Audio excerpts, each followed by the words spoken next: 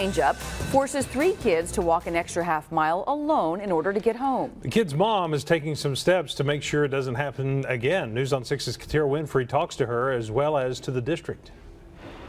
On any typical school day, Heather Hockersmith's kids would be dropped off almost right in front of their home, but earlier this week, they weren't.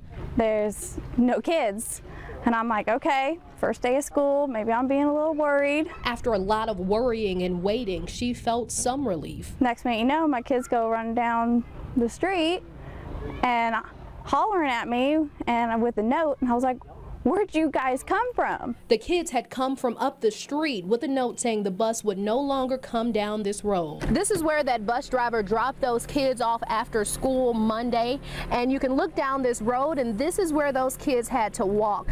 So I'm going to keep our speed at about 15 miles an hour to get a clear idea of how long it takes us to drive down this road.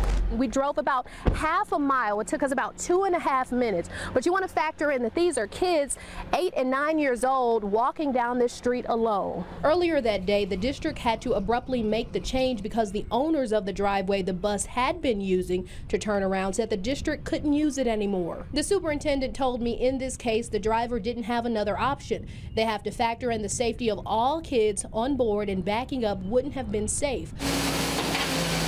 Hockersmith offered her driveway, but at the time it wasn't wide enough, so she paid to have dirt and gravel hauled in to fix that. We don't want any kid on this road making that walk. And the school district has already come out to check out the changes, and they say now it is safe for the bus to come here to turn around. Reporting on the scene on the story in Mannford, Katira Winfrey, News on